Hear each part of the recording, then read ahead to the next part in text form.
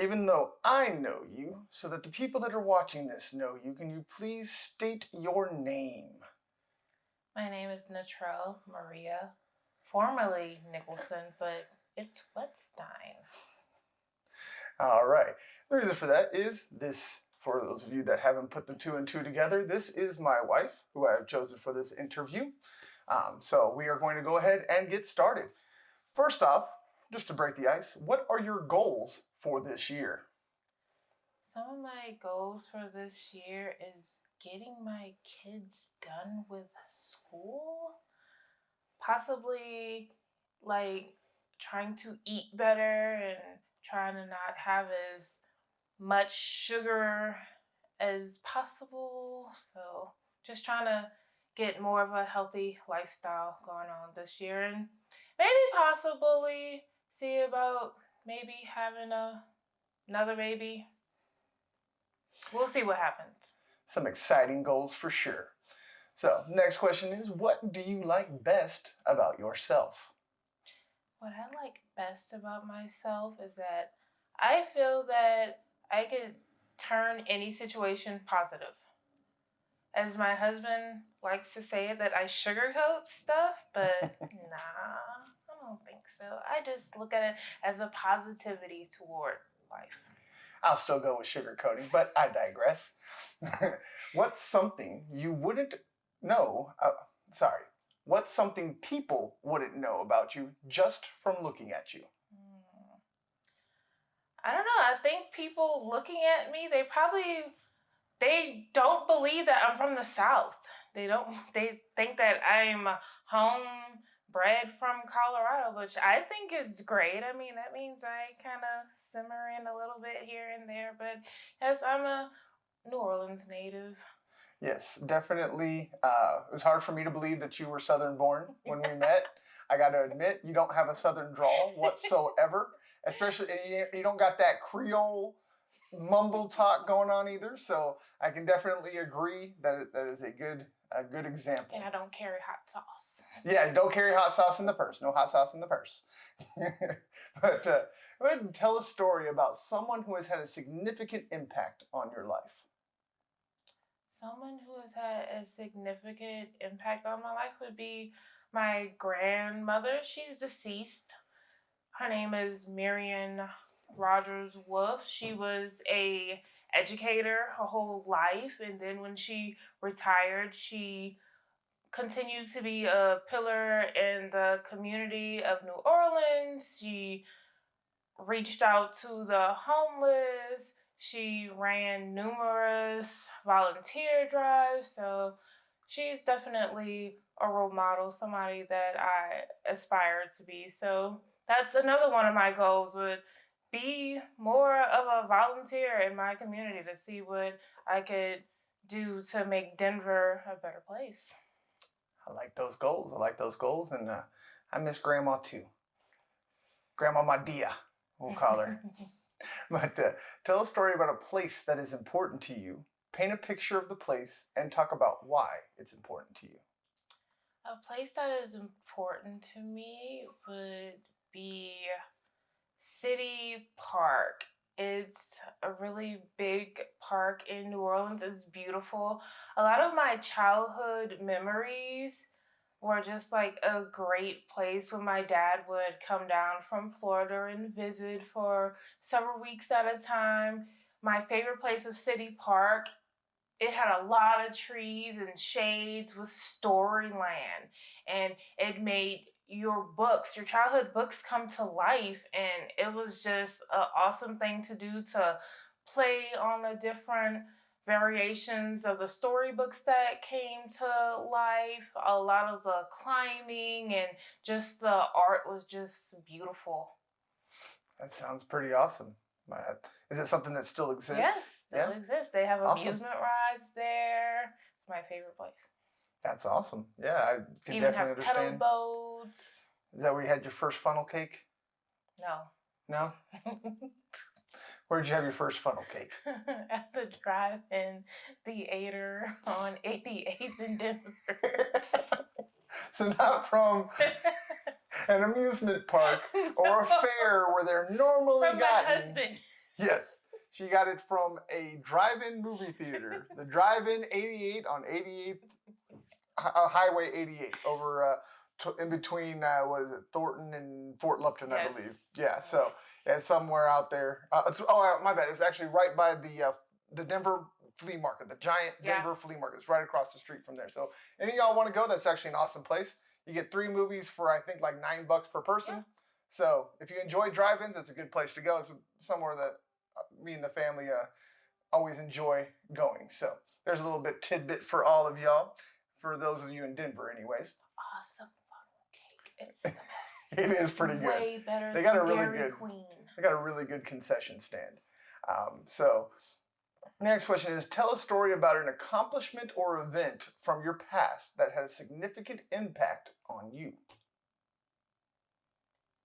Can you rephrase the question?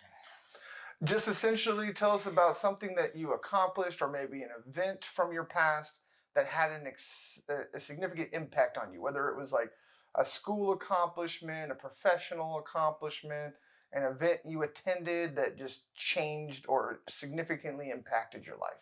I think me becoming a mother significantly impacted my life and my choices, because it would be a different Natrell here today. So I could definitely say me becoming a mom, it changed the way I think, it changed the way I live, because, hey, yeah, being a mom shouldn't stop your life, but yeah, you need to make some changes. So you can't be the same person that you used to be. So yeah, that was a great significant change. And I feel like it was an accomplishment, because I feel like it's one of my great accomplishments.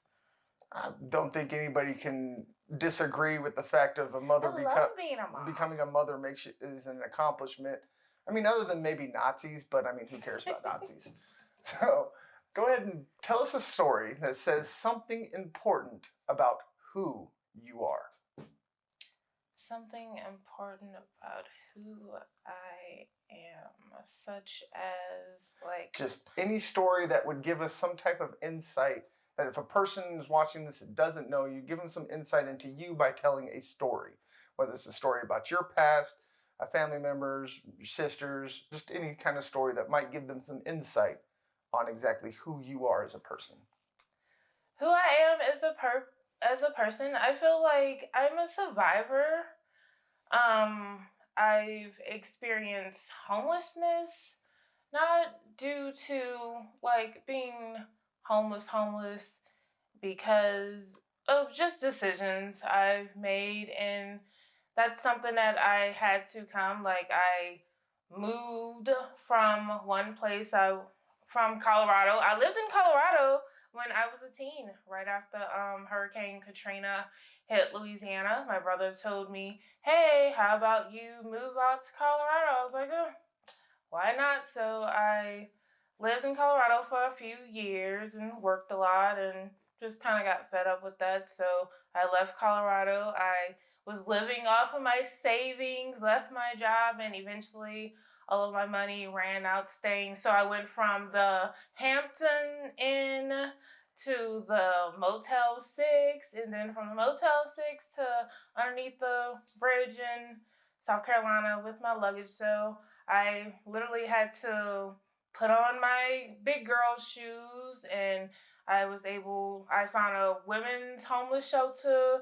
I was only there for maybe a couple of weeks. I established a job, and I saved some money, and I was able to get an apartment on my own. So yeah, I feel like that was a big challenge that I was able to overcome without any help. I think that's a really good story to show just exactly how much fortitude you got. So let's go ahead and what is the hardest thing you have ever had to do? The hardest thing I ever had to do was, some people, they believe I'm a social person. It depends on which Natrell you get. Sometimes I'm anti-social, and right after Hurricane Katrina, I did not see my relatives for 5 years.